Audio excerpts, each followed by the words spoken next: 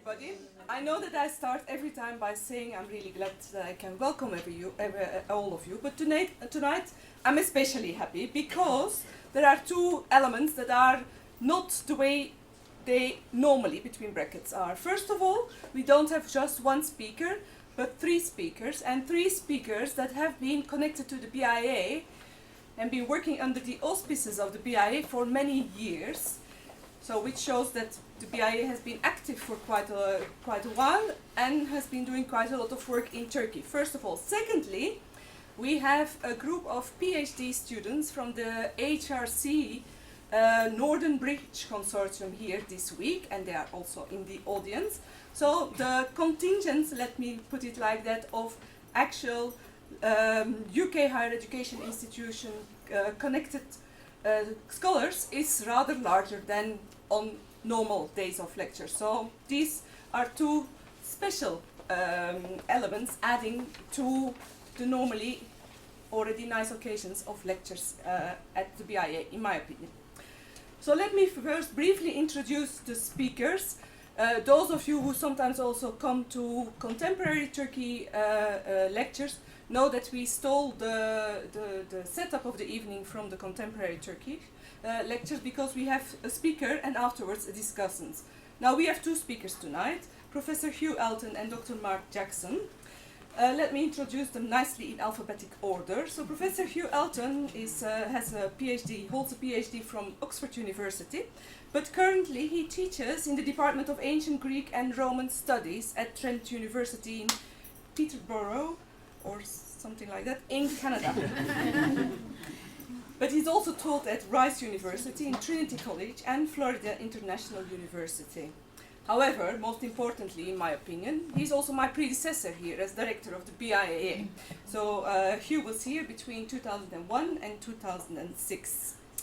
His research focuses on late Roman Empire, with particular interest in military issues and also on Anatolia, of course. Hugh directed both the Göksu archaeological project in Mersin and the Afgat archaeological project in Çorum. There is much more to say about Hugh, but I'm going to leave it here. Dr. Mark Jackson is senior lecturer in archaeology at Newcastle University, and he is also here as one of the staff of the Northern Bridge Consortium this week. His main research interests are landscapes and archaeology of the Eastern Mediterranean in the later Roman, Byzantine, and early Islamic periods. He too has been doing field work in Turkey for over 25 years, and he's the youngest of not just the three of us, but the four of us, so that says something already. He's been co-director of the Kilise Tepe archaeological project, where he was especially looking at the Byzantine periods. But he also carried out colleagues with lots of other colleagues in Anatolia, for example, with Hugh in the Göksu survey, with me in the Pisidia survey project in Petlilisas, but also in Çatalhöyük, for example. In Newcastle, he is also responsible for the photographic archive of Gertrude Bell, which was recently made a UNESCO International Memory of the World. Last but not least, Professor Stephen Mitchell, Fellow of the British Academy. Stephen taught at Swansea University and Exeter University. He retired from higher education institutions, but he's the chair of the BIAA. He's worked extensively on the history, archaeology, and epigraphy of ancient Asia Minor. And for over 20 years, he directed the Pisidia survey project.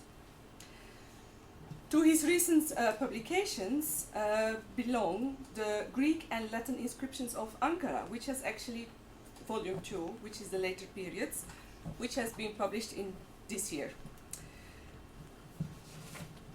Tonight, Hugh and Mark will first discuss the lecture titled Isauria and the End of the Roman Empire, where they will discuss how the ancient region of Isauria, so modern Mersin, was integrated in the Roman Empire from the 4th century AD onwards. And they use archaeological results from both Alahan and Kilise Tepe, as well as the Göksu Valley Survey. and they will specially a special point of focus will be how well these areas were in the Roman Empire, socially, politically, and economically. And afterwards, they will also discuss how Isauria was lost to the Roman Empire. Afterwards, Stephen will, as discussant, will share his view on the topic, after which there will be a discussion with the public. Thank you for coming, and I think that Hugh is going to start. Please, Hugh.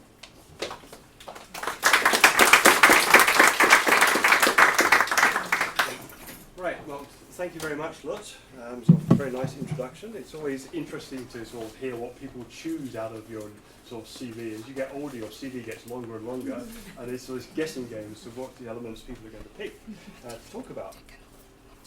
Sorry? We can. The recorder cannot hear. Wait. If you move that way, I'll put it up.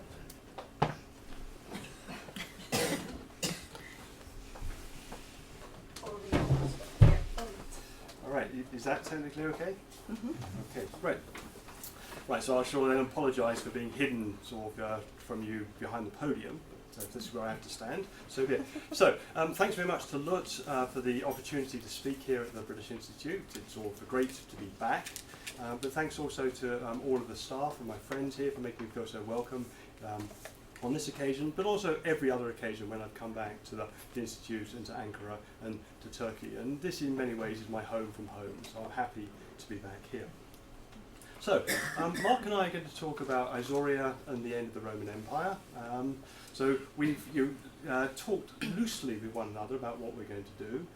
Mark is going to talk in a lot more detail about a particular site, about Kilise Tepe, and I'm going to provide much more of an introduction to the big themes there. So we hope that the two parts are going to sort of work well together, but no promises about that. So let's start off with where are we?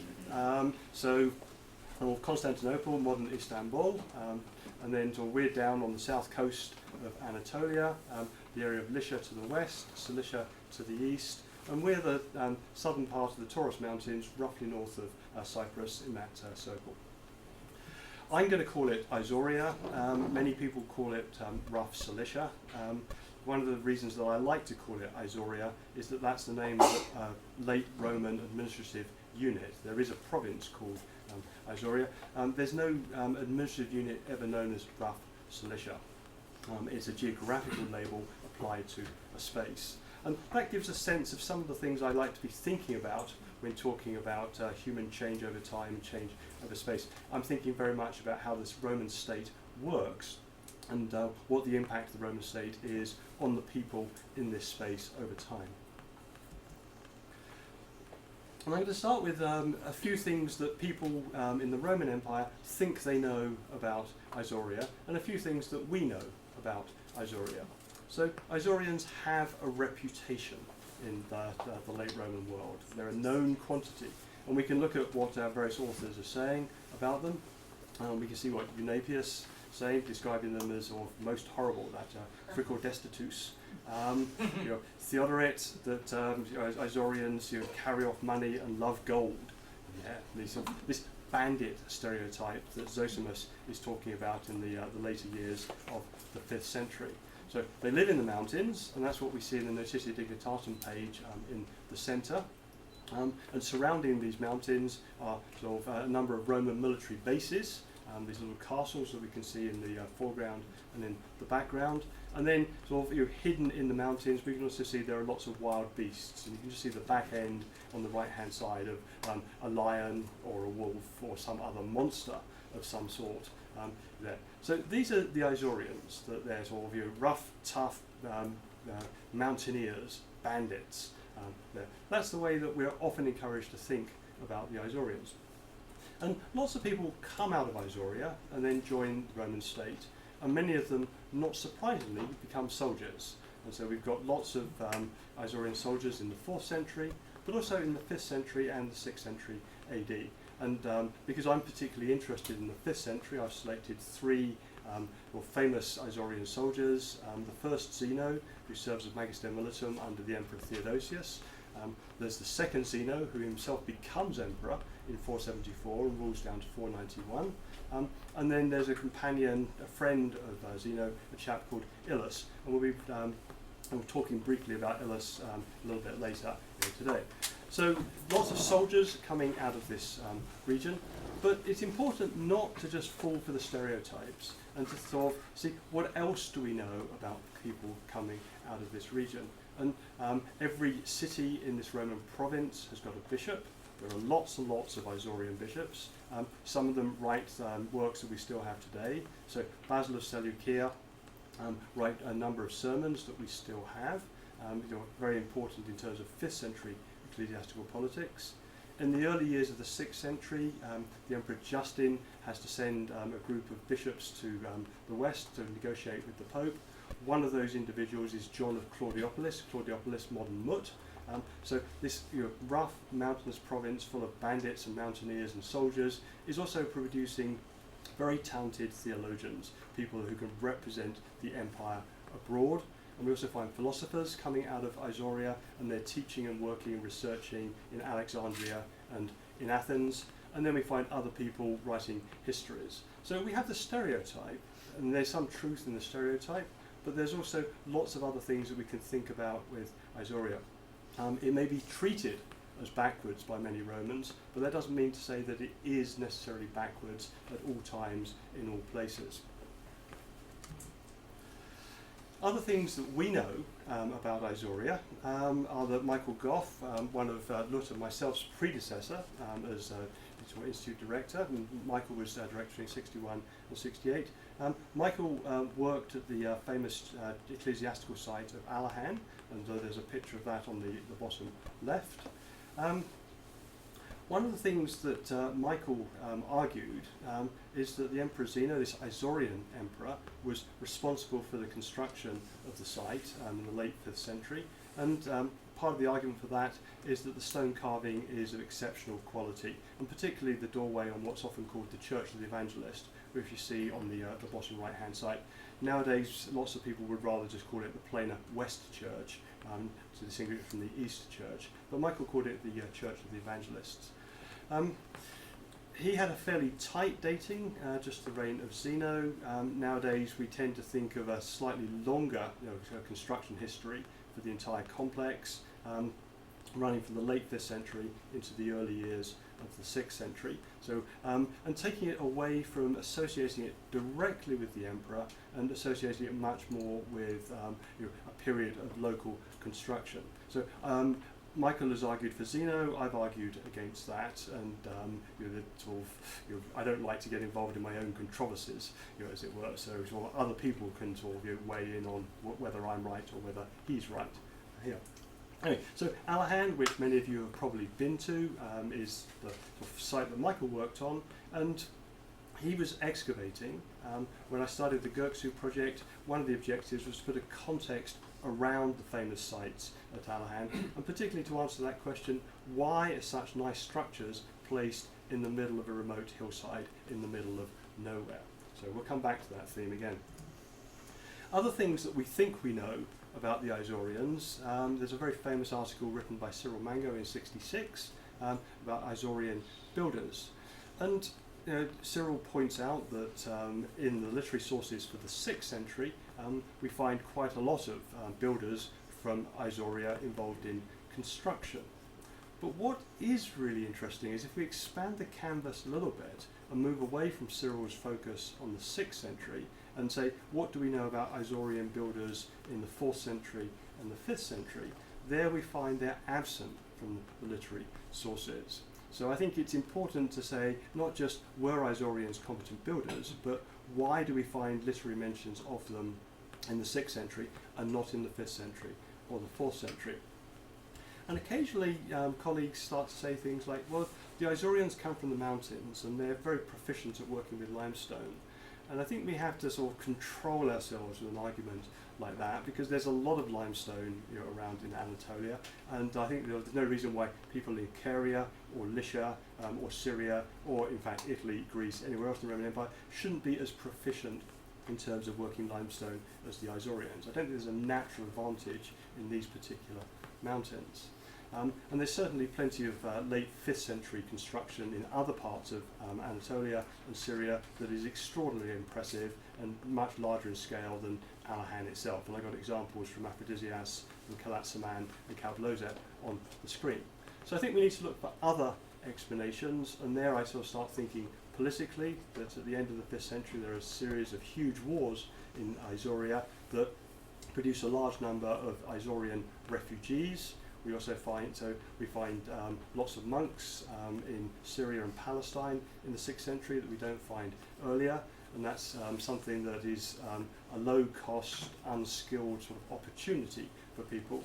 And I think this is also why we're finding the Isaurian builders, that they're taking advantage of the skills that they've got, but it's a fairly low-cost, sort of low-entry barrier as a profession. And the other area where we find lots of Isaurian soldiers still in the 6th century is in the army. So, Isaurian builders, sort of, I think a little bit more complicated, rather like the bandits that we started with. And then, sort of to move the focus out just a little bit, what's happening in the Roman Empire in the 5th and 6th centuries?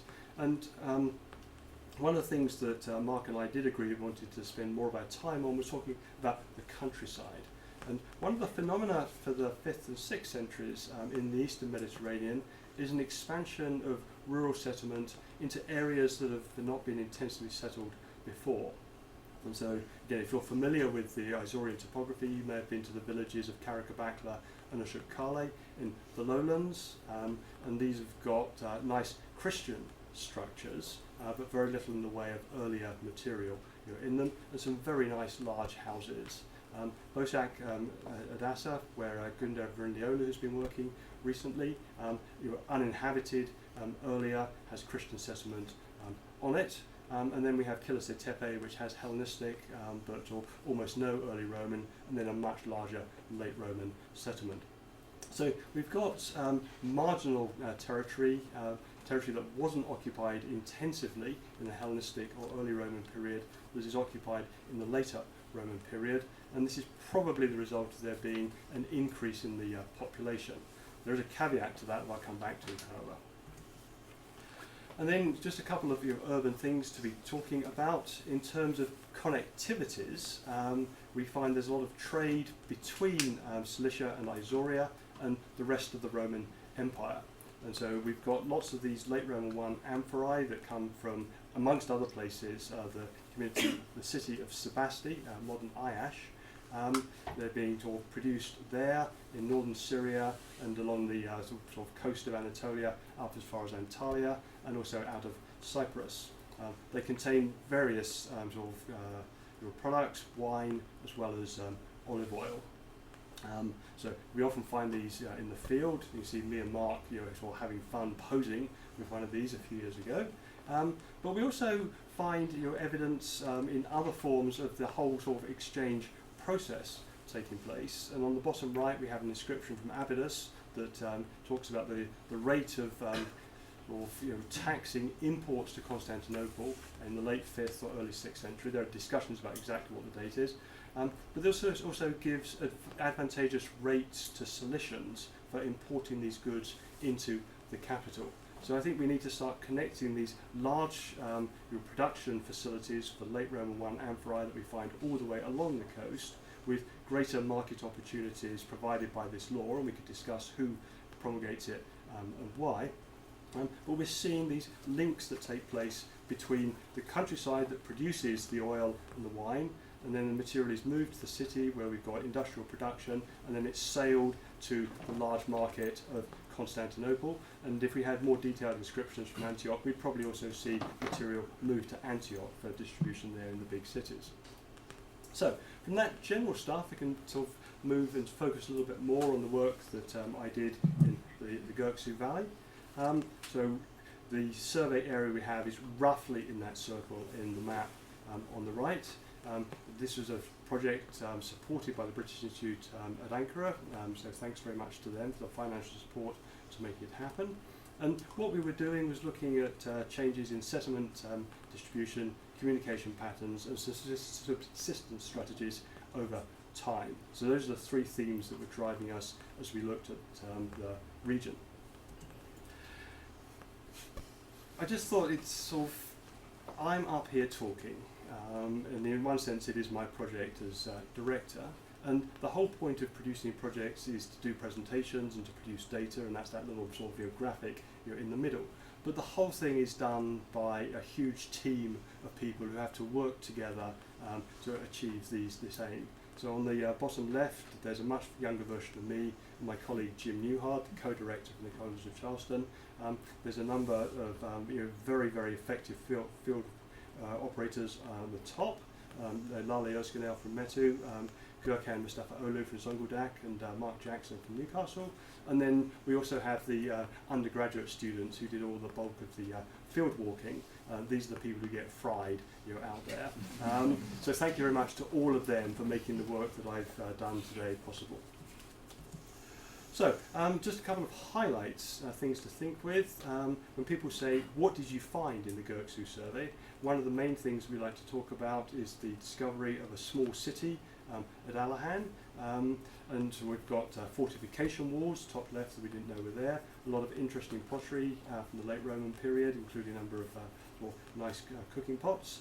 At least 3 churches, probably 4, built over a fairly long period of time. So we've got continued growth or change in the city. And the very interesting thing on the bottom left, a bread stamp. So we've actually got some sort of communal production and distribution of food in this community. But the important thing is that this is just below the churches at Alahan.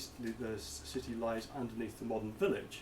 So we've actually changed the picture of the dots on the map as a result of the field work that we've done, which I find rather satisfying. As one of the students said once, when somebody said to me, what did I find in Turkey? I could say, I found a Roman city. And it's not often that you have the opportunity to say that.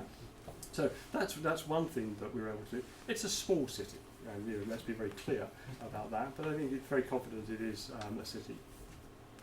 But what is really interesting, and this is where we start to get to this point about the end of empire, is what happens afterwards. So the city at Alahan, we've got materials there from the 5th and 6th centuries AD, and when we move into later phases, the 8th, 9th, 10th century, then we're talking about rather different sites. Both the sites of Gözenek and Aloda are within a kilometre of Alahan, but they're sites that you can see of a very different character. These are occupying caves.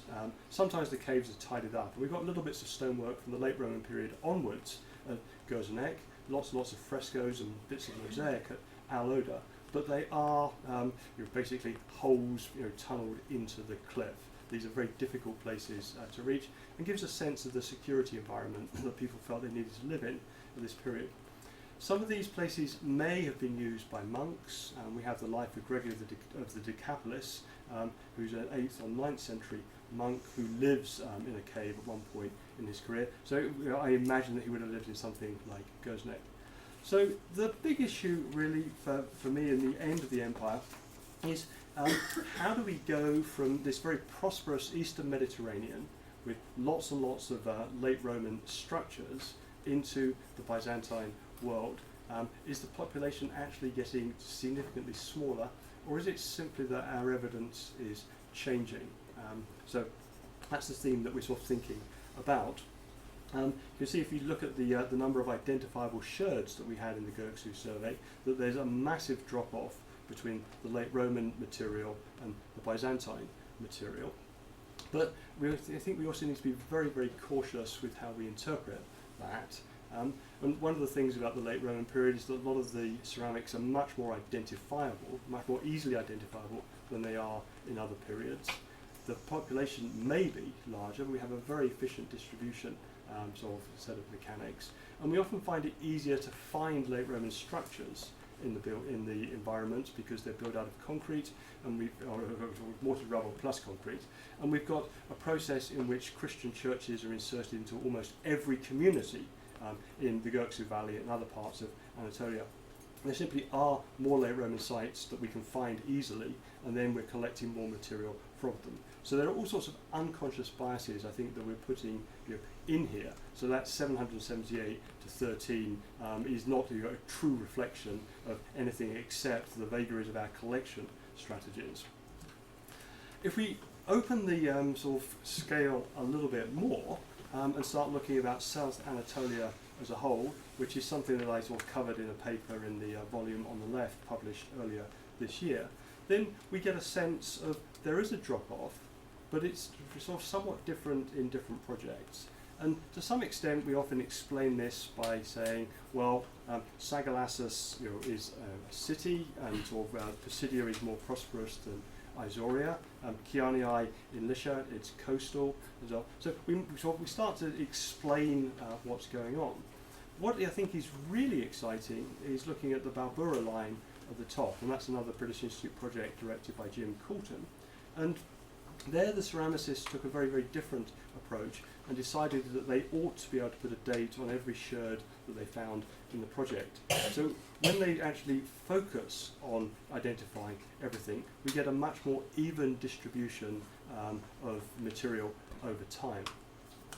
I also think that the line I have, the second line from Sagalassus, reflects some of the earlier work. There's a lot of later work at Sagalassus that's revised a lot of ceramic dating. But this also sort of suggests the importance of the decisions made by directors early on about the periodization of the material they're working with. It looks as if there's nothing in the Byzantine period, and yet there is a little bit of material there.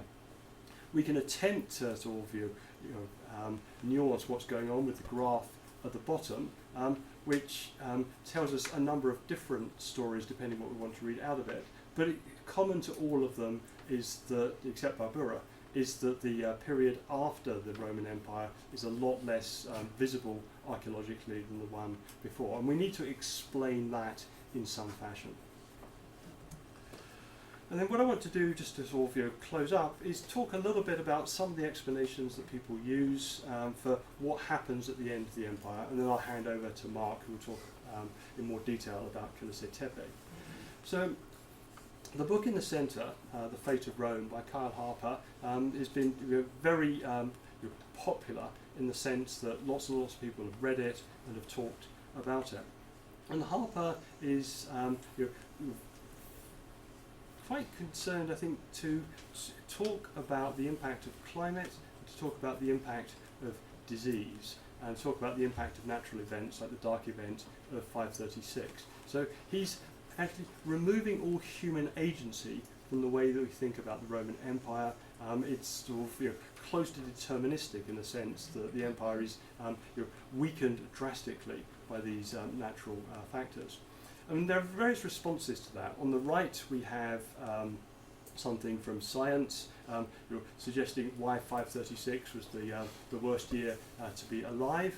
I put that slide up to show my undergraduate class in Anatolia a few weeks ago, and they're just sort of mouths open that anyone would have the nerve to claim that sort of 536 was worse than many years in the 19th, 20th century in terms of living on the planet. But it also gives a sense of the way the debates are going. These are things that people want to put spectacular headlines up and argue about things. Harper's book also has provoked a number of rejoinders, sort of like the one on the bottom left, which is a team effort, 6 different scholars of history, archaeology and paleoclimatology getting together to argue with Harper's hypotheses. And one of the feelings about for the group on the left is that actually it's very, very hard as one individual to write a history of late antiquity and cover all of these things in appropriate depth. And so Harper needs to be recognised as moving the debate forward, which is a real accomplishment, even if some of us have got concerns about what he's saying. That's one way of looking at it. The other way would be the way that I usually thinking about things, which is in political and military terms. So for me, the Persian Wars and then the Arab Wars of the 7th century are the things that I feel critical in terms of the changes in Anatolia. So we've got essentially 2 time slices here, a 6th century one that Harper is quite keen on, and the 7th century one that I'm quite keen on. The problem for us comes is how do we apply that to the archaeological evidence that we have, that it's rarely able to be read at such a fine level. So just a sort of a short note about the plague, and this also illustrates, I think, some of the tensions between literature and archaeology when it comes to writing about natural events like this.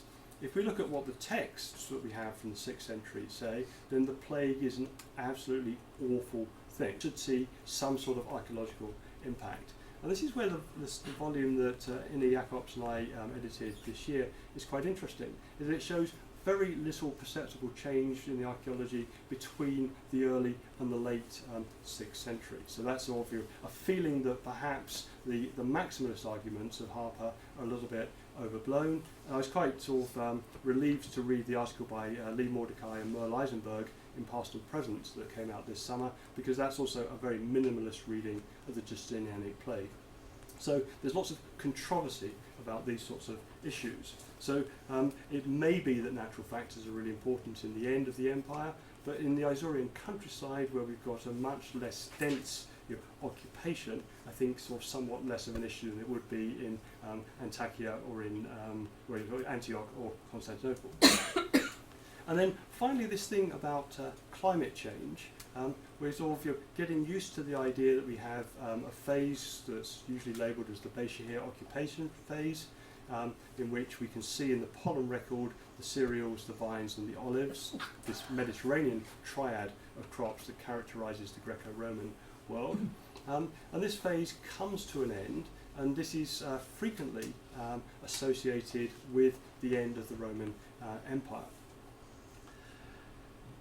Why this is sort of an interesting question. For some people, it's a question of climate change. That the climate has altered a little bit, and that makes the the way in which farmers are choosing which crops to plant more difficult. Other people point to the collapse of the Roman state, and that drives the changes in subsistence decision making.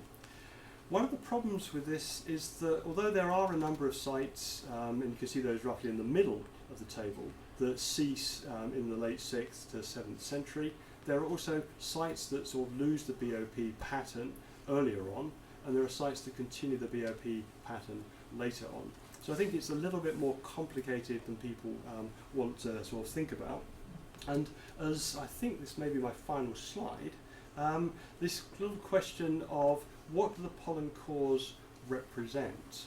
And so on the bottom left, we've got the data that my fieldworkers collected in the Göksu, and they're happily sort of recording what sorts of crops are growing in each field as they walked it. So we can see field crop types by altitude, and here we can see that olives, there are no olives in the Gosu Valley today that grow at higher than 800 meters. But if you move over to Pisidia, so just move a few hundred kilometers to the west in the Taurus Mountains, then people are able to grow fields of olives at 1200 meters.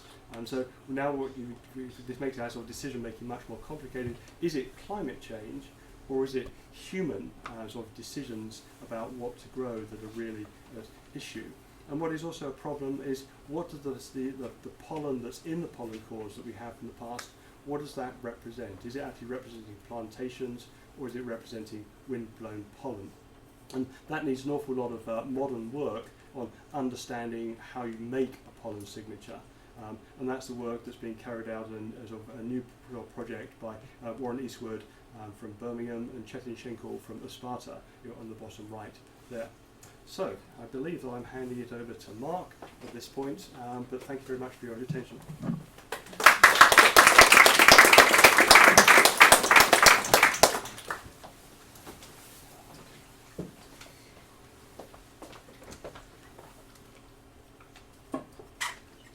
Thank you very much, Hugh. Good evening, everybody. The site I'm going to be talking about is Kilise Tepe, which you can see on the slide here, lies roughly halfway between Alahan and Silifke, which was ancient Cilicia. Kilise Tepe was excavated from 1994 under the direction of Professor Nicholas Postgate, and I worked with him at the end of the 1990s, and then together we worked from 2007 when I was the co-director for the Byzantine at the site. So I'm going to be homing in today on some of the detail from Byzantine Kilise Tepe, and I hope that some of the things that I'm going to say will kind of the broader context of those things will fit nicely with some of the things that Hugh's been saying, although I can't possibly hope to cover such a broad range. Kilise Tepe was occupied for nearly 5,000 years, so it's a really useful case study for the region, perhaps looking at things like environmental change over time. If we're doing a survey, like Hugh's survey in the northern Göksu, then the ceramic, changing ceramics through time are very useful because of the stratigraphy of the site. The site itself is very well located on a terrace overlooking the Göksu River, surrounded by well-watered agricultural land. It's on a very good communication route. And under the tree you see at the north end here, there is a lovely spring, and I'm going to come back to that in a little while. And I've got a slide a little bit like Hugh's to say thank you very much to the rest of the team. This is just some of the people, and particularly those with halos are those that have worked on the Byzantine, which I thought was rather appropriate. But I'd also like to thank the Turkish authorities here in Ankara, and also in Silifke, and I'd also like to thank very much those at the British Institute, particularly Lut and Gulgan, for all your support and help over many years, and also for the wonderful hospitality we've received this week.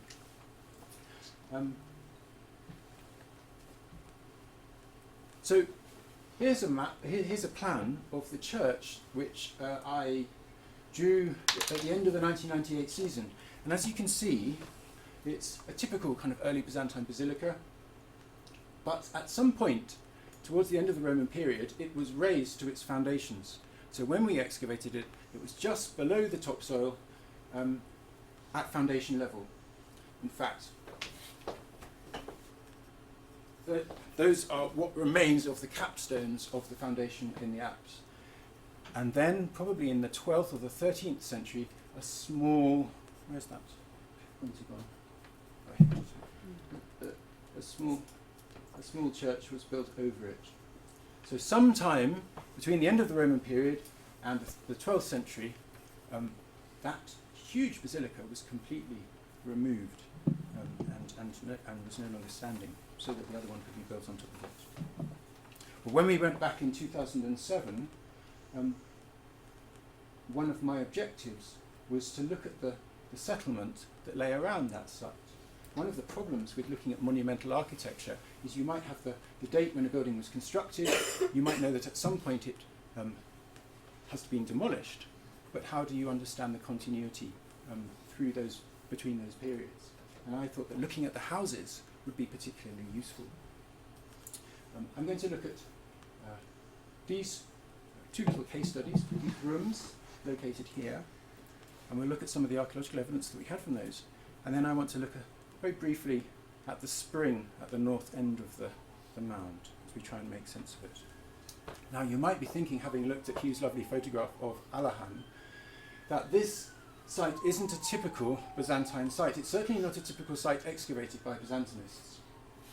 Although it belongs to exactly the same period as Alahan, and as I shall show you, has some very similar material culture to Alahan. And I think, I might be corrected, please do correct me if I'm wrong, but I think probably our work was the first deliberate excavations of a Byzantine or late Roman rural settlement in this part of the world. I've got a quote here from a famous Byzantinist from 1990. He says, "After some thought, I decided that there was no point and no way for lack of sources," and actually he's primarily looking at the textual sources, "in looking into the huts of the destitute, which were virtually empty. Poor peasants no doubt constituted a large percentage, in certain periods the majority of the Byzantine emperor's subjects, but their dwellings lacked interest because they certainly contained very little." Now, that was on a paper about the contents of the Byzantine house. And I think, although this was written by somebody talking about text, a very similar attitude has pervaded in archaeologists of the period, that they shouldn't really be interested in the houses of peasants. And the important thing here is the fact that that is where many, or perhaps the majority of the emperor's subjects lived. And so I think through our excavation here, we have a really nice insight into possibly how they might have lived. And I think perhaps we were talking this afternoon with the people from Northern Bridge about the sort of forgotten experiences, the forgotten voices of the past. Perhaps those not included in the dominant narratives at the end of the late Roman period. And I think maybe this is something that I've been trying to get towards. So a slightly different kind of history. Now, if you were worried about what a Byzantine peasant's house might look like, seeing this slide might make you worry even more. This is what happens when you take the topsoil off, and underneath, if you look carefully, you can actually see that the houses had a stone foundation, but sitting on the stone foundation were mud bricks. And actually, if you look carefully here, Lauren, who excavated this very nicely, you can see the collapsed wall here with the bricks and the stones lying almost like rubble under the topsoil. On the left, you can see a screenshot from our GIS. So each discrete unit of soil within the grid was labelled and planned, is now available in our GIS system in the computer, and we can link all the pottery that was found from a particular context together, and then we can think about it statistically. So we can do some really nice quantification with the material for the whole site and for the different parts of the site and compare them against each other. Now, don't worry, I'm not going to do that now for the rest of my talk, but I will try to show you why I think that can be quite useful, particularly for the material that's local as well as for that that's imported. What I'm going to explore is this final phase at Kilise Tepe. The final phase does seem to show abandonment at the end of the late Roman, early Byzantine period. And I suppose that raises two kind of broad questions. One would be, when did this happen, and why was the site abandoned? And I think that's the sort of question people have asked quite a lot. The other one would be, what can the excavations tell us about life at the site? And I think that's where maybe we have something really quite important to add, because these are the kinds of sites that people have tended not to look at. So here's a plan of the church, and this rather large building, which the blue is the geophysical survey, but the rest is excavated. And I want to look at this area here very briefly, because when we excavated it, of course it was full of soil and the soil contained objects, but we didn't have objects sitting on the floors. It appeared that maybe objects, if they had have been there, had been cleared away before the building was abandoned. There was no sign of refuse, perhaps from people going back after whenever it was that people left. And there was no sign of secondary refuse in the idea that being perhaps somebody lived somewhere else on the site and they were dumping on this part of the site. Just didn't seem to make any sense at all. However, we did do some radiocarbon dating here, and in this fire installation we dated a seed, and the seed, as you can see here, comes out quite nicely, located in the kind of first half of the 7th century, and if you look carefully, probably most likely around the middle of the 7th century. So that's quite interesting, because it ties in relatively well with some of the things that Hugh had mentioned about the impact of invading armies. Now, I was always very suspicious of that whole argument, and in fact my students would slightly ridicule me in a nice way by saying, because I had thought we would be able to find continuity going much later than this. And I have to say that these dates were a surprise to me. I thought we would be going into the second half of the 7th century, certainly, and possibly even into the 8th.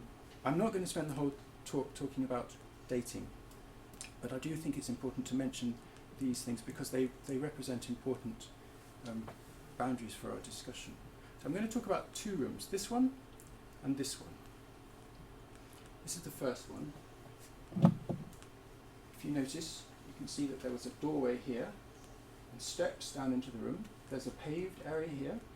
There's a stone bench, a support probably for a post, a small partition wall here with a fire installation, and a doorway down here.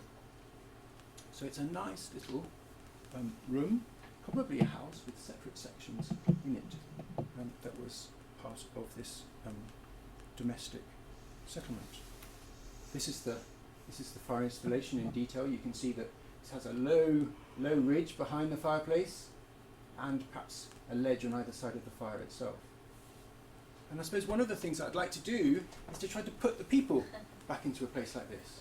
You know, how would they have used a site like this? And I looked back in my photographs and I found, how do you, you know, sometimes some of us would cook up here, but in this part of the world, people cook sitting on the ground. And suddenly you can perhaps imagine this space with two people sitting next to the fire installation, cooking. I've shown you the room empty, but in fact, it was full of artifacts. And when you look at the artifacts, they are this is really nice data. Do you see, we've got 100% of a rim here. We've got 100% of a rim here, and 100% of a base here, and 100% here, and 100% here. So this, although these things are smashed and they're found from within the room, actually we can say, well, we've got the whole pot here, and I didn't actually have to put this pot back together to know that it was all here. I just wanted to see how big it was and look at the shape and the decoration. So that's rather nice. And I suppose our challenge then is to think about the relationships of these objects with each other and with the room in order to try to understand how a room like this could have functioned as part of people's lives. The objects themselves were not just abandoned in one go and people left, but the story seems to be more complicated than that. So these are the 4 pithoi, very large jars, a bit like barrels, that were found at the south part of this room. And you can see how they're very thick, about this thick. They seem to have been smashed, and I don't think that was by the roof of the building. There are these 2 large stones, a mortar and another round object, which I think were used to actually smash this material up. We could perhaps think about why that might have been. The other jar that I've just shown you was found at the bottom of the stairs. You can see the sherds of it here. They seem to have almost been trampled into the surface of the ground, as if people were moving in and out after this object was damaged and broken. Right, so just to the south of where we were looking, we have a very similar quality of preservation in this room. And here we found a coin. The coin is dated to 568. That's quite a lot earlier than our radiocarbon date. We don't get many coins at Kilise Tepe. We sieved everything under topsoil, and we had 66 coins in total.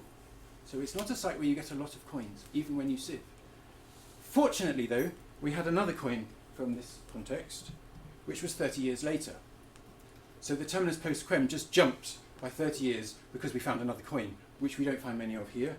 And we also did radiocarbon dating of the fire installation that I showed you, and that came up well into the 7th century. So I suppose the point of this slide is just to show you how a few tiny little bits of evidence really can change the story quite dramatically. Right.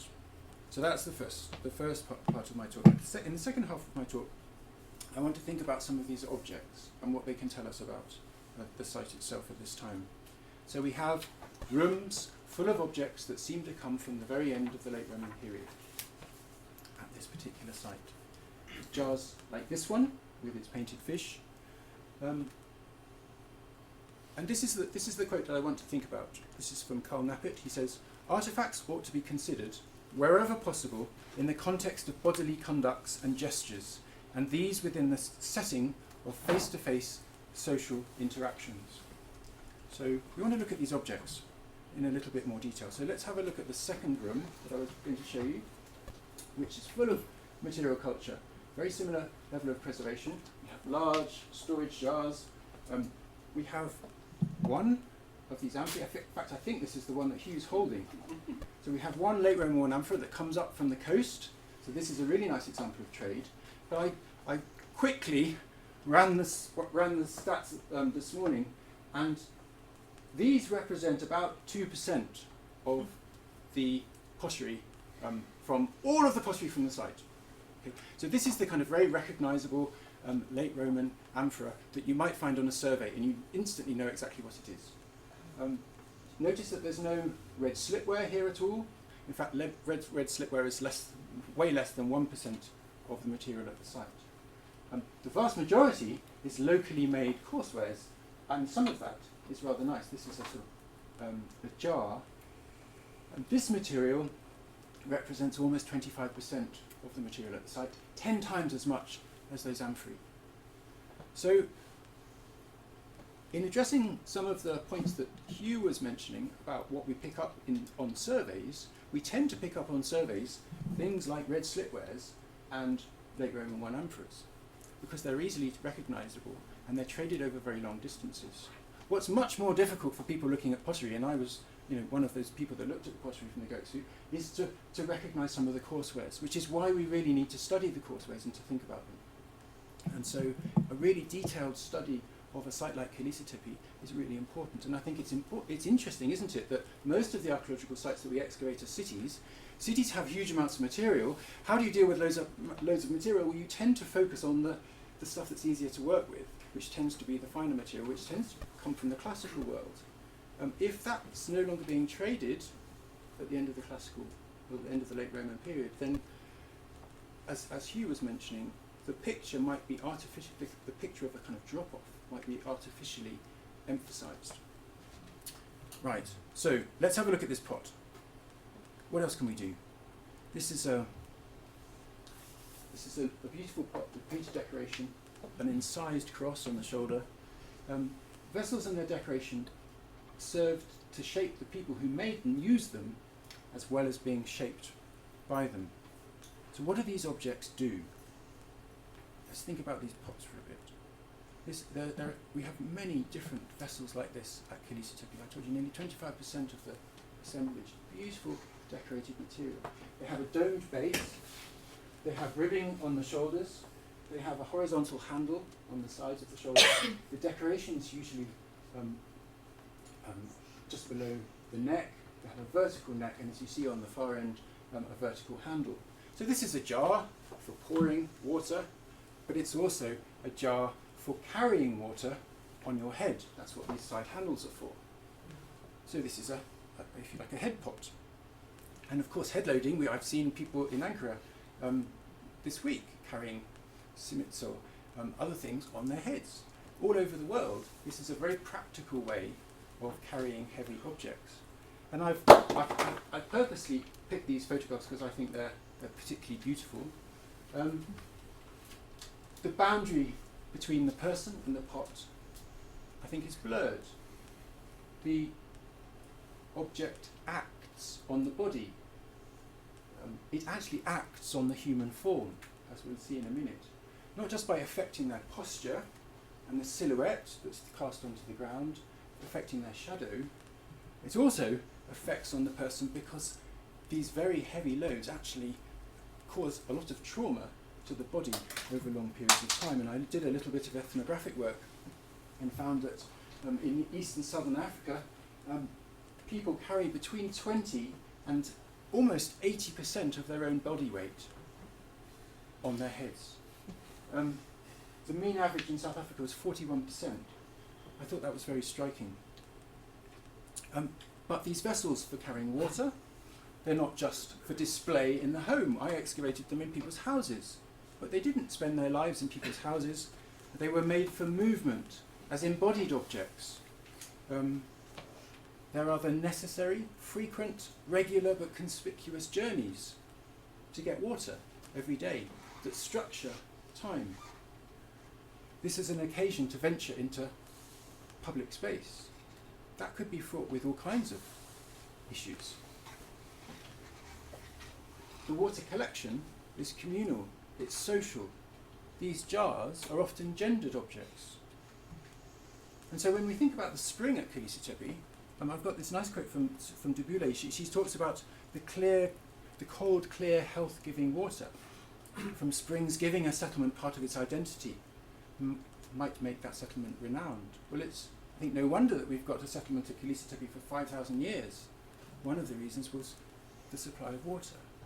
She writes, Water from a tap is a convenience, but drunk from a hillside or carried from a spring to the table, it's a miracle. Water quenched thirst and cleaned, but it also had significant symbolic significance. So it's really interesting, isn't it, that at Alahan we have the same kinds of pots, and Alahan is, well, has been argued by Cyril Mango and Stephen Hill and others, and I think they're right, that this was a pilgrimage site. There was a monumental spring here. Water was an important part of this site, and the kinds of decoration that you saw on those vessels that I showed you are very similar to the birds and the vines and the fish that you get on the sculpture at Alahan as well. So these are typical motifs from the late Roman world. We're familiar with seeing them in churches, but we find them on the material culture of those peasants in their houses that probably didn't contain anything interesting. And isn't, while their architecture might be very different, the material culture, this isn't exactly the same fabric, but as you can see, it's the same designs and the same vessel forms. So what about these symbols? Well, a fish can be a fish. It's a representation of a fish. A symbol might be literal. It might be allegorical. A cross may represent perhaps Christ. It could be powerful. The text from the inscription over here from the 6th century in Syria talks about the cross is set in front of the house. So he says, the Lord will watch over the comings in and the goings out of this house, for as long as the cross is set in front of it, the evil eye will have no power. So these are often powerful symbols too. The physical world and invisible powers that could be invoked perhaps and controlled. So household objects have multiple functions. It's interesting that we have symbols like this on these vessels. They're the vessels, the cooking pots don't have them. Perhaps that's not surprising, but these are the ones that would have come in and out of the house. When we were washing these on site, this is like an unvarnished piece of wood. When you get it wet, the colours jump out at you. So it's almost as if the water, when you dip the vessel, enlivens the imagery, refreshing the pot, rather like it would refresh you when you drink the water. So these are perhaps visual metaphors to combine with the taste. Now, I'm going to pull back. We have lots of really nice data from a site like this. We have mortars located here next to a fire installation, what's left of a fire installation. We have these round stones found inside another fire installation. We have grinding stones located next to fire installations. We can begin to piece together the lives of people by looking at this material, perhaps by using a bit of ethnography to help us, not to impose ethnographic ideas on this material, but to get us to ask questions about it, to think about it. And I think that provides an important new narrative, perhaps to some of the other questions about dating and abandonment, which tie in to some of the bigger questions about history in this part of the world. So I think there's an importance of studying the whole assemblage of material culture, and that's, Hugh made this point really nicely when he was talking about the identification of the material. If we've only looked at the nice imported material and we don't know our local coursewares, then it's going to be much more difficult for us to have a comprehensive understanding of the survey material. Now the problem, of course, for Kilise Tepe is because it seems to stop in the 7th century, that period that Hugh's mentioned was so important, the period from Al-Oda and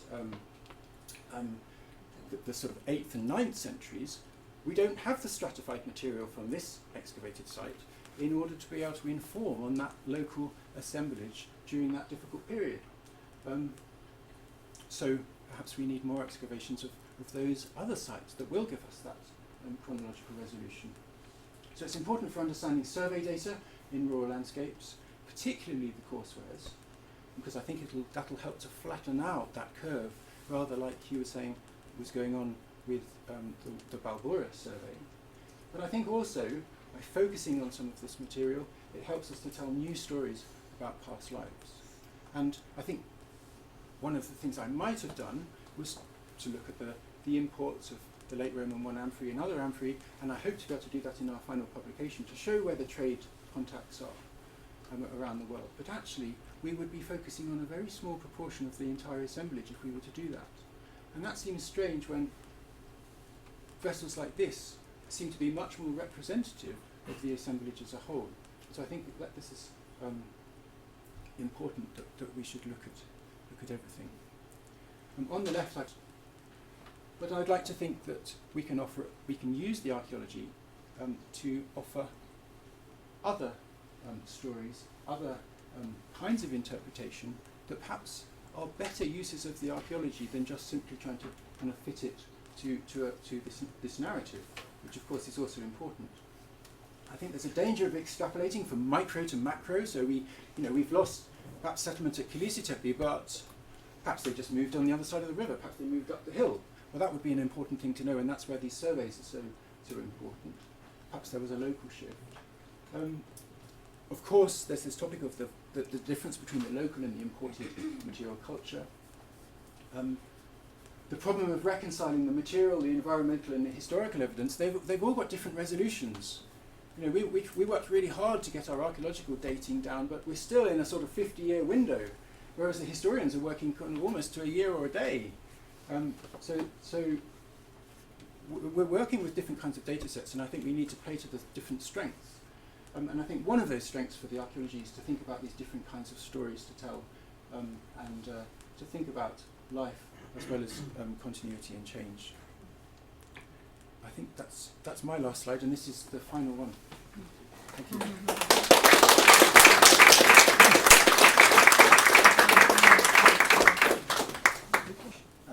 Is going to occupy, I think, not just the two speakers today, but the people working with them for a good long time. This is an extraordinarily rich material that's been produced about a region which is not an unknown region, but it's one where I think this has shown just how much more there is to be learned, but at the same time how much actually has already been achieved.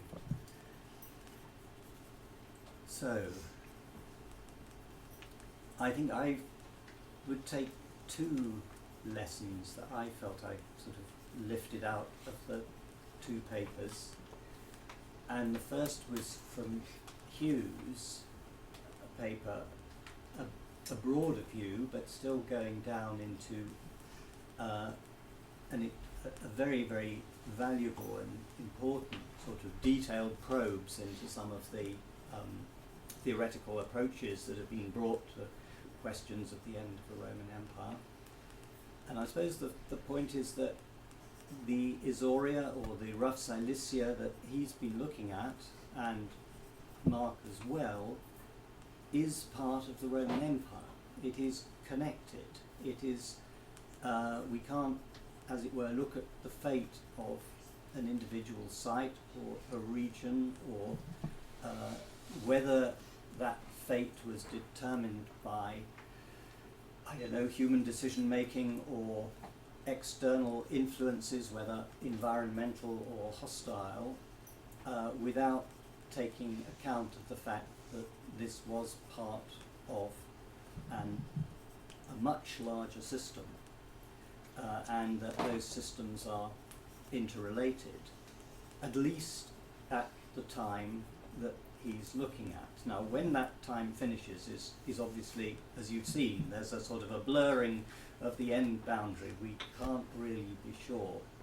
However, I would still take away from that there was a time, whether it's after 650 or 700 or 750 or 550, but somewhere there has been a change, and that change, I don't think anybody would want to say, having heard Hugh's talk, that there was a moment when it happened. You can't say in 550, in 600, in 650, in 700. But on the other hand, you can say that by the time you got to 750, the world did not look the same as it did in 550. That leaves, I know that's a big scope, but I think Mark, the archaeologist, wouldn't be too uncomfortable with that. As he said, archaeologists have to work with the sort of data they have, And they don't pin things down to individual years, they pin things down to time zones, if you like. But to try to deny, as it were, that there has been significant change is, I think, trying to attempt an impossible task, but we can't fix it. And that change, because from the historian's perspective, is a change relating not just to Isauria, but it relates to the whole of this imperial system to which it belongs. So that was the interconnectedness of the empire, and the change, whenever and for whatever reasons it occurred, I think have to be taken as things that are worth exploring. Those are serious issues which any explanation must take account of those matters. On one detail, and it came up in both papers or both presentations, I'd like to raise a question mark, which is as much about information as about query. Hugh produced a very dramatic diagram about the pottery dropping off between, shall we say, 600 and 700. That were, let's say, only 10% of the amount of material was found in 700 and in 600, roughly speaking, across, except at one site or except on one survey. And that was the one directed by Jim Coulton at Bulvarı, who was, working out of this institute. And Hugh's data there produce a much flatter profile without this visible drop. Well, just putting that in objective terms, who is right and who is wrong? There are 5 surveys say there's a big drop, and there's one survey which apparently doesn't show this big drop. So my sort of crude instinct would be to say, well, it's more likely that the 5 are right and the 1 is the aberrant one, than to say, oh well, we must try and normalize the other 5 so that they come into line with the one which doesn't show the change. So that's not an argument. That's just a sort of a logical instinct as to how to deal with that. But actually, I mean, I have worked with Coulton's work, and I actually have a problem, and this is really a question to the speakers, that their analysis of the late Roman ceramics actually classifies their period, their late period, runs from 400 to 800, collected from survey, and makes no chronological distinction in this material.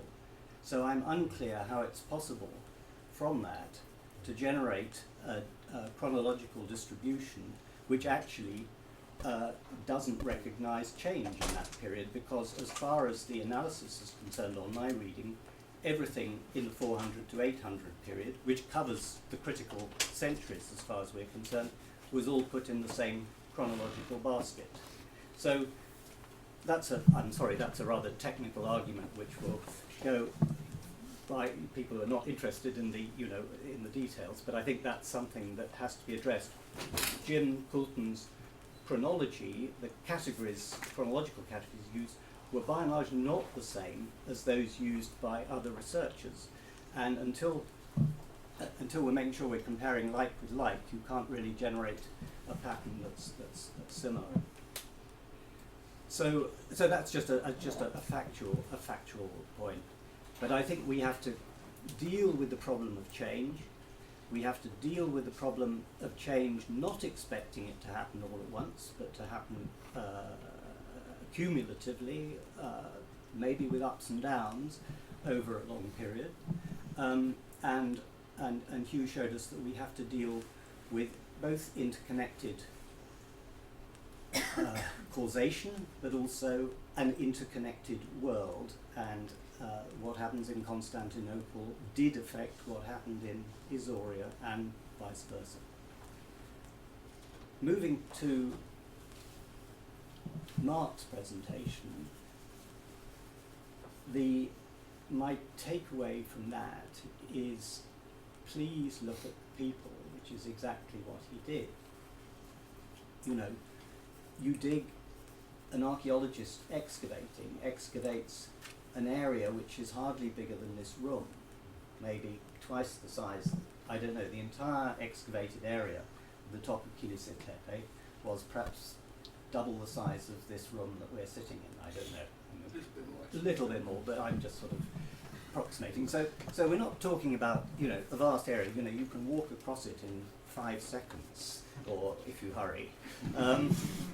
But it's a space in which an awful lot of human activity took place over considerable periods. And I think putting the people back is absolutely should be at the centre of archaeologists' endeavours, and doing it in a way which you can do it so graphically by actually taking modern people, whether they're an African woman carrying a water pot on her head, or two Turkish women firing up the oven to do the day, or the cooking, or the yufka for the is, I think, exactly what should be done. And most of us who've worked in Turkey in rural areas have a great deal of experience of that. We've seen that happening a lot, and moving those people back into the picture, I think, is absolutely central part of the operation.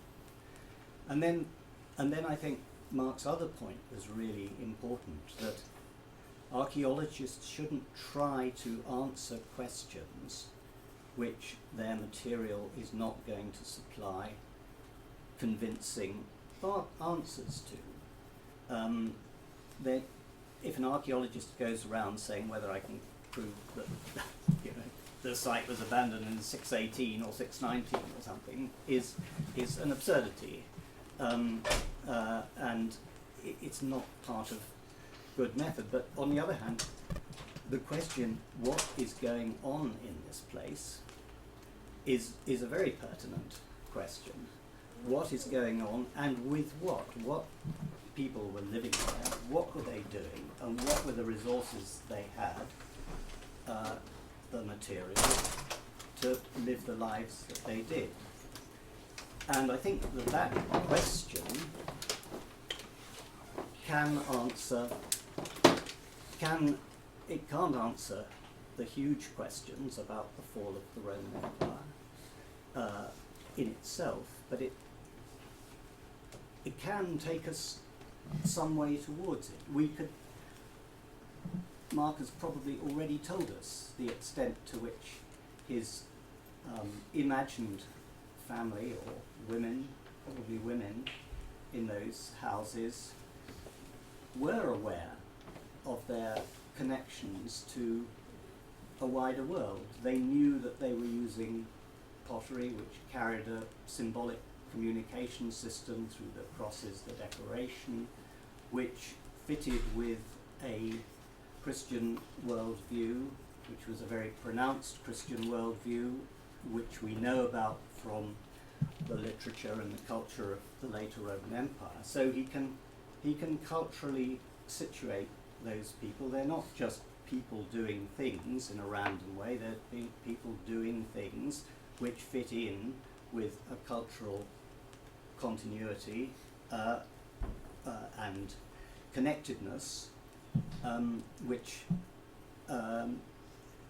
so that links actually to sort of Hugh's point that at a political and economic level we can see the connections. We can see, therefore, they live in a world of values that they share with, not just with Alahan, as he showed, but probably with Constantinople as well. So even through that micro study of the people and their place, we can actually see this site as part of a world. And then there is a break, and that's, I'm quite sure that the historians and the archaeologists will never reach consensus as to why the Roman Empire came to an end, or why, if it didn't, it tapered out, should we say. Let's not say coming to an end, it sort of tapered out somewhere, whether it's in 550, 650, 750, and for exactly what reasons. Probably, almost certainly because there isn't a single answer, and even probably even a complex answer is just too beyond us to formulate. And then one final thought before I've gone on too long. Hugh raised a question which is dear to my own heart, the question of whether we should put much store on the sort of environmental, natural catastrophe sort of explanations of why the whole system seems to collapse, or whether we look at human agency, human decision making, or whatever. I mean, I'm quite certain that the answer is both, but I'm not going to argue that in detail. But I would say that on a particular subject dear to my heart, which is the impact of the plague, I'm quite happy to accept the proposition, A, that this devastating plague, like the Black Death in Europe, could have, and I think probably very likely did, drastically reduce the population of most of the Roman Empire, both in the cities and in the countryside, although with varying impact according to local circumstances. But that also, the Roman state was, as a state, and it was a highly organized, bureaucratic, efficient, and determined state, it had a very strong sense of self, powerful memories, powerful systems which it could use, that it could weather this crisis. The Roman state may lose half its population. We know that's a dangerous assertion to make. So it is hypothesized by many that various parts of the system were under extreme pressure. Nevertheless, 50 years later, 100 years later, it is still an active and resilient being capable of fighting off another empire. So we have to moderate even if you're a fairly extreme environmental catastrophist, as I am. I'm a sort of Kyle Harper supporter in this sense. But even if that, I don't believe this is the end of the story for the Roman Empire by any means, because this was a very, very powerful and efficient and effective system of government, dependent on all sorts of resources that it could and did draw on to see it through. So that's a sort of macro, that's just my macro comment on a problem that Hugh raised, because it's one of the burning issues, as it were, I think, in modern work on precisely this topic. But that's enough for me. I thought they were two marvellous papers, and thank you so much for putting all that richness in front of us.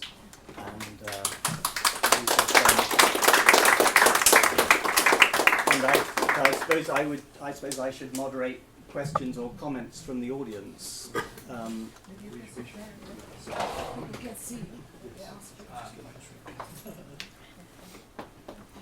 I have a question. Yeah. I don't know what happened in 570. The age where we're supposed to die. The big day, the big year. Of the 536. Yeah. This is there was a volcanic eruption that throws a lot of stuff into the atmosphere that produces a lot of literary impact.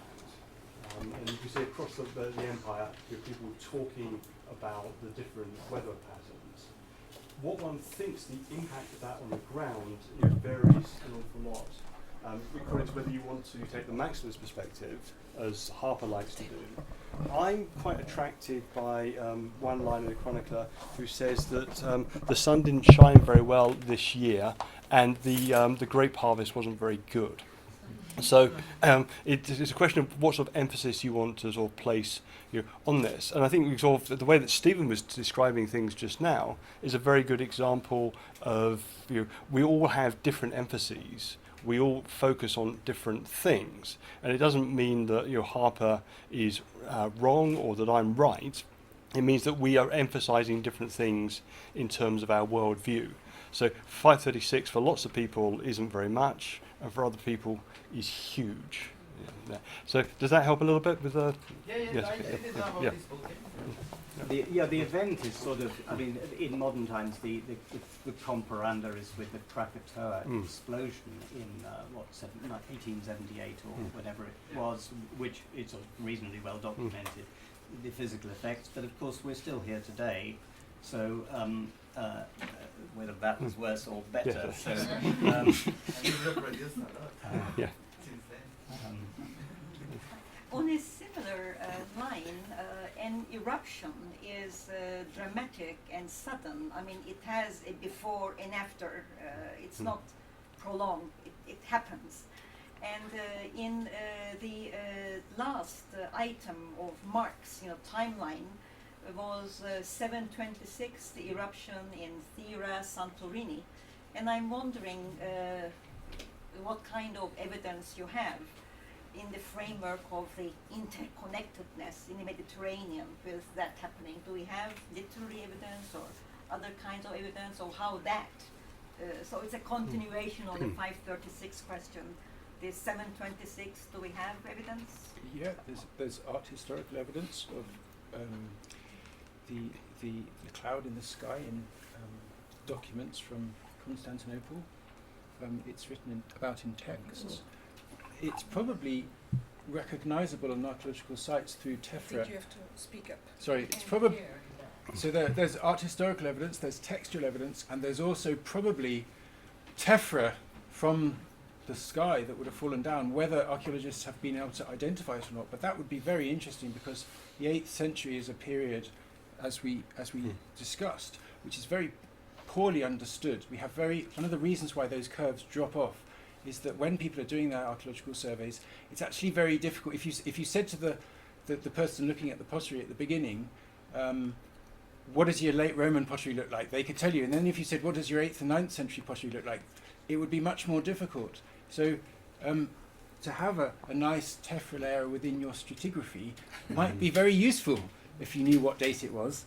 And I'm not sure that many people have been able to identify it or have published in that way. But there's lots of evidence for it, isn't it? But often the evidence is, the textual evidence is thought of, it's an omen, or it's emphasised for a particular reason that might not be the same one as our geomorphological or environmental friends might use it for. The text isn't written for that reason, was it? No. And the tephra layer, I think it's important not to overdo this, as well. It's not like the 13th century, or the 16th century, BC. Pompeii or something. Yeah. I mean, if it was that sort of world-changing sort of event, I think we'd have a fairly thick tephra layer that we would have been finding in large quantities, and we're not finding it. So I think it's sort of easier for me to go towards exaggeration, with the impact of that. Yeah. I'm just saying it ought to be possible to, if it did fall all over the Western Asia Minor, it'd be quite nice to think you might be able to identify it in your stratigraphy, even if it was just a few millimetres. It might be, on each side, you could tie them all together. Wouldn't that be brilliant? Yes. Dream on. Yes. Too much. I was thinking why there's this obsession of trying to date the end of the empire in a single moment, right? Because I really don't know anything about Bulvarı survey or anything, but to me it looks like that different events could have impacted different areas in different moments and with different intensities, and even sort of global events like the plague, not global, but more interregional events like the plague, in a marginal area like Isauria could have affected much less, because plague were traveling by roads, right, through their carriers. So if you don't have a lot of connection with the main cities or anything, you would have a much less impact of the plague, for example. or you would have Arab braid only along the coast but not in the upland. So there are all these different pieces of the puzzle that not necessarily have to come to the same day. They could have been different pieces, chipping out different pieces of the same stone at different time, and at some point the stone just falls off. I think that's fine if you're an archaeologist, in terms of like you're defining people in very simplistic, boxes. So if I think Stephen, if I understood you correctly, you defined me as a historian at one moment, which I'm fine with. Choose your hat. Okay. Yeah. And this is the thing. It's like which hat does one choose to wear? So for the purposes of today, I'm focusing very much on the Roman imperial state, and so that's why I'm fixating on that when it is, and then what happens after. And political bodies do come and go at particular points. There's a period in which Turkey was sort of the Ottoman state, and then it becomes the Republic, and that's a fixed, very rapid political transition. But when we start looking at material culture, and this is the point that Mark's saying, you can't use those things to look at it. And then we've got the real problem of reality, which is that humans are wearing several hats at once, and they are Romans who are trying to cook something at Kilise Tepe.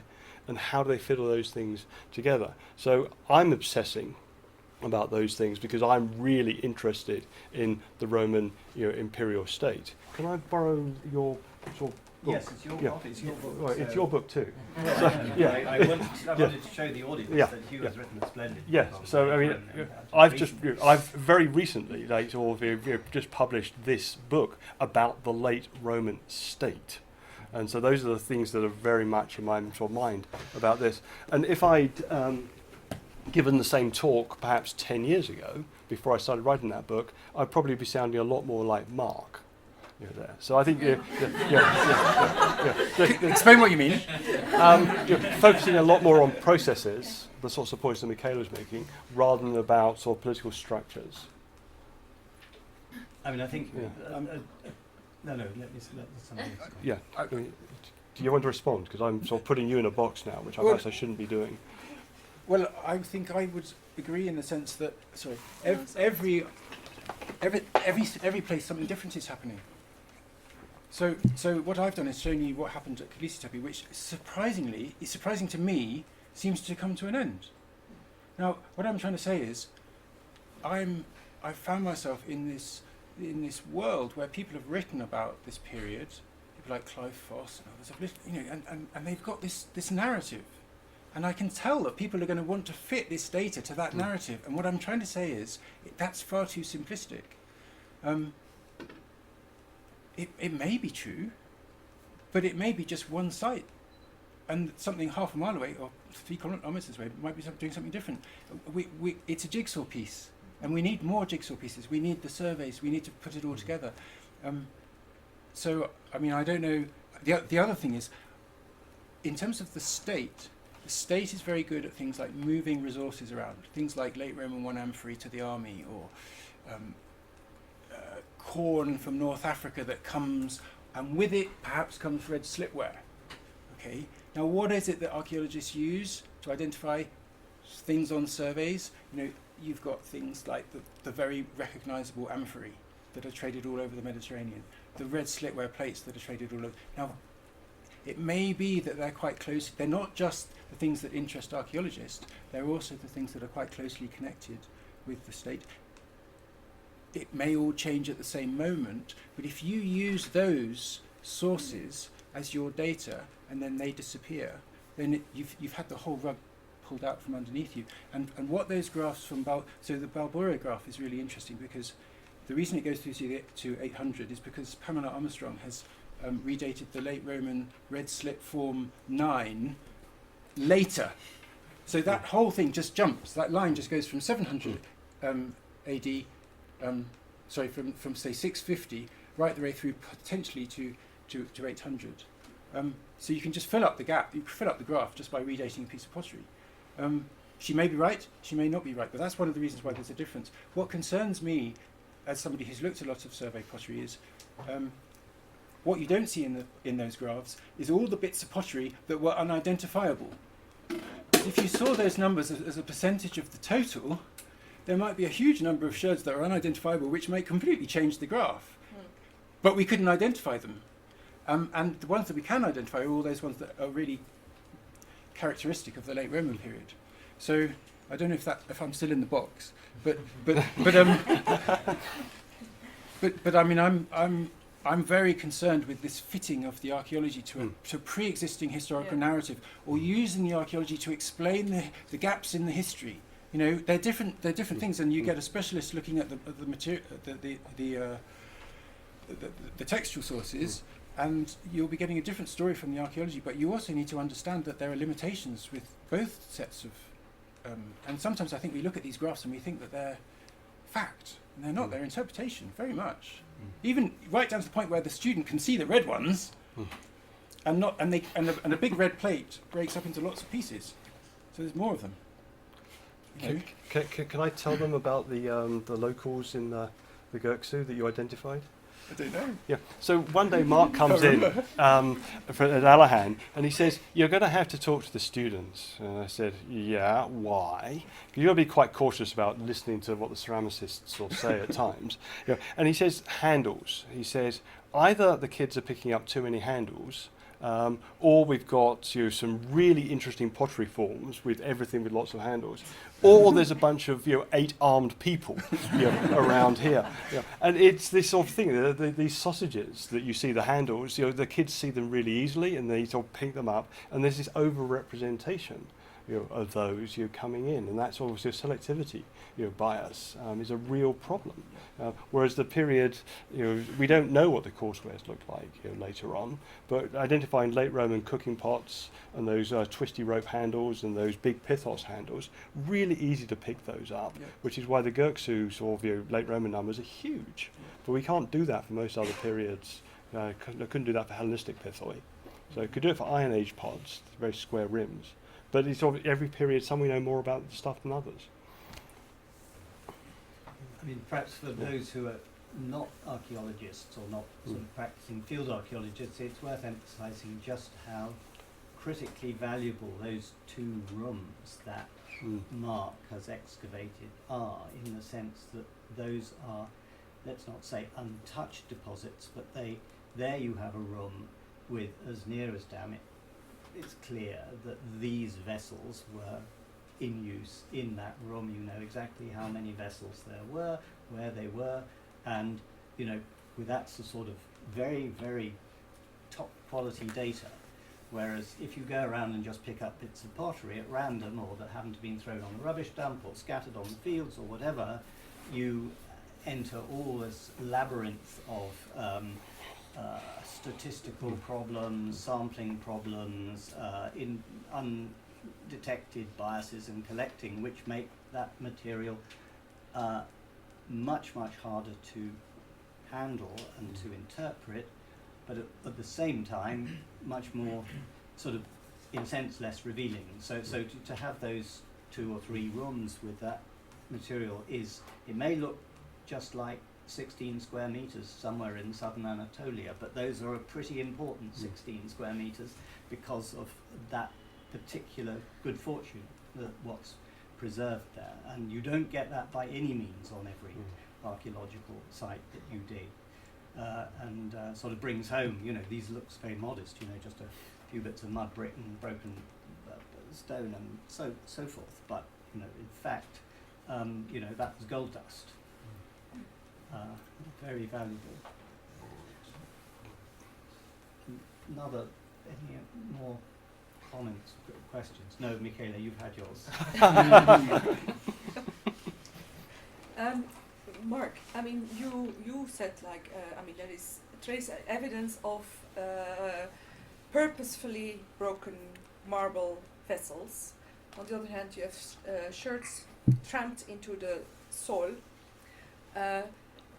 Do you actually have real indications for a human caused destruction on the site, or did I miss that, or is that not available? I mean, I know that you don't have much of the standing architecture because it's very close to the topsoil, of course. But any indications at all why it came to an end? Thank you. It's a really good question. There's another room that I didn't. There's several rooms that I didn't show you because for the length of time. One of them was destroyed by fire, and there's a little lamp in the middle of the burning, which I presume was the culprit.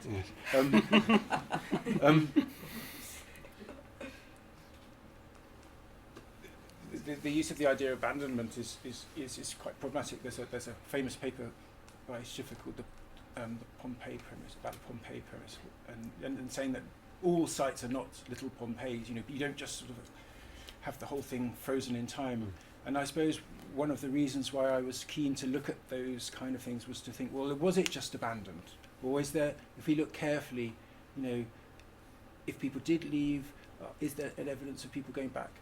And I think those are the those are the indications that perhaps it wasn't just that people left and never came back. That there's something more to it going on. Why did they go? Yes. I know what everyone's going to say, because there's a big army coming up and it was in the bottom of the valley and they ran away. Right. And it may well be that, Yeah. Or not. but it may not be. Yeah. And I think we have to be. We haven't got lots of. It's not like Anamorium in the 9th century when we've got That's different. skeletons with, you know, perhaps arrowheads in them and things like that. We don't have that kind of data. Although, actually, on one of the in the 90s, they did excavate some quite interesting. Part of a processional cross and some other things on a courtyard, which was surprising that they would just be lying out on a courtyard. And it did seem a little bit like that. Those objects might have been, you know, at least cast out. But I really don't have any good evidence to ask your question, I'm afraid. Yes. Well, thank you very much for an excellent presentation, first of all. I have a question to Mr. Elton. You touched upon the construction culture in Isauria, and you mentioned the reasons why it developed there. There are also other theories why in this particular region this culture has developed so well. And with this, I'd like to make a reference to what Mr. Jackson said, because how important is to find these references and these patterns even in the contemporary world, because while traveling over rural Turkey, I'm very often surprised by how vivid still are the, for example, building culture. Even in the neighboring villages, we witness very different types of buildings. I mean, the building culture, yeah, I would call it that way. And I always wonder why people who live so close to one another don't interchange. There is no exchange of the experience of buildings, and even given that, because sometimes in the central Anatolia you have a village where built of elaborately cut stones, and then neighboring village with a very primitive kind of buildings. Yeah? And you ask yourself always a question: why is that so? Yeah? Why is it this kind of culture has developed here and not here in this region? So, well, coming back to the question, is there any other theory why in this particular region these beautiful buildings were being constructed? Or What I usually say for a question like that, and that was part of the driver why were we working at Alahan in the first place, to understand why these beautiful buildings are there, is that it's not so much why they were built, but why are they still standing for us to see? And I think that it's the subsequent history of the site is actually more important. The vision that I have of Anatolia in the 5th and 6th century is that there are buildings, large buildings in sort of every sort of village community. There'll be one or two churches and several, one or more aristocratic houses like the ones I showed at Karakabakla and Ashukale. But where the population levels are high, then a lot of those buildings have been recycled into other structures. There's a large amount of reuse. But in this particular part of the Taurus, the population densities are very, very low. And I think it's quite hard to get around. That's why it's called rough silica. So I think the preservation levels are quite good in Isauria. And then on top of that, we do get regional variation. And as you move west into Pisidia, there's a lot more monumental architecture on a larger scale with nicer sculpture, which we tend not to get in the uplands of Isauria. If you get down to the coast, it's a much richer area. So I'm starting to look at like particular regional variation, and for me, connectivity to trading patterns is quite an important thing. But in terms of that, as a final point, getting your goods out of the interior is going to be a lot more expensive than it is to put them on a boat and sell them from the coast. So that's my partial explanation for this. I think I'd just add that I think we have to be quite careful when talking about domestic architecture in terms of primitive or not, because the mud brick architecture that you'd find somewhere like Kilise Tepe is appropriate for where it is, because it's on the valley floor where you have mud brick is the obvious building material.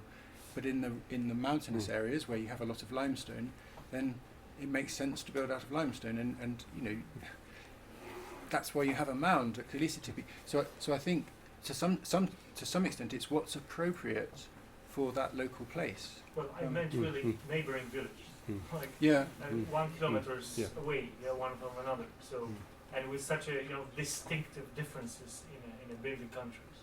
Yeah. Well, one of the values I think then is with the ethnography. With the ethnography is the fact you can ask people. Now that's not to say their answer will be what happened in the past. But there's a nice analogy there, isn't there? You can potentially use that to ask questions. Perhaps I could just add a comment on, because that point about two villages next to one another built according to different traditions.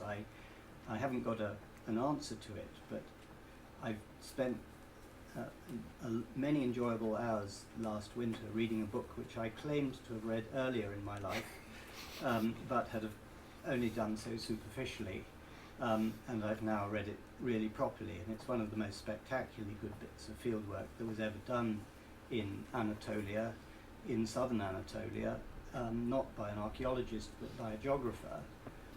That was Xavier de Planhol, who wrote a doctoral thesis.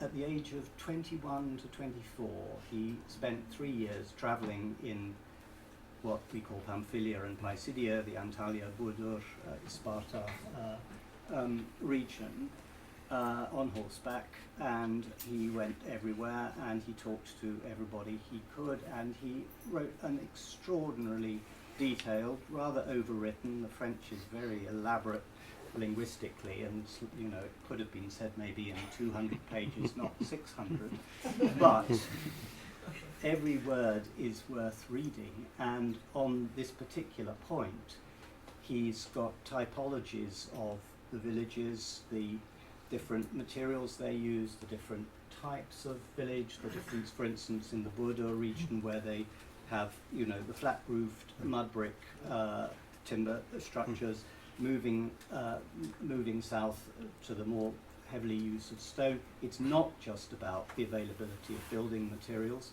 It's about the ethnic groups, the Yuruks, and there's a colossal amount of data in that book which has not been really absorbed into the common understanding, as it were, of what happened in rural Anatolia in the first half of the 20th century, much of which is easily projectable back to earlier periods. So, I just, it was quite hard work, but it was an increasing pleasure to go through that book again, which I had to for different reasons. And it maybe you find, if not an answer, at least some indications there. Thank you. What book is this? Xavier de Planhol, it's called De la Plaine Pamphylienne au Lac Pisidien. It's in the library here. Yes, I was just going to say we have it in the library. Don't be put off by his awful maps and illustrations. They're sort of hand-drawn and primitive in the extreme, It's not a reflection of the quality of the work at all. Look, reminds me that we're running over time, and so thank you for your patience and attention.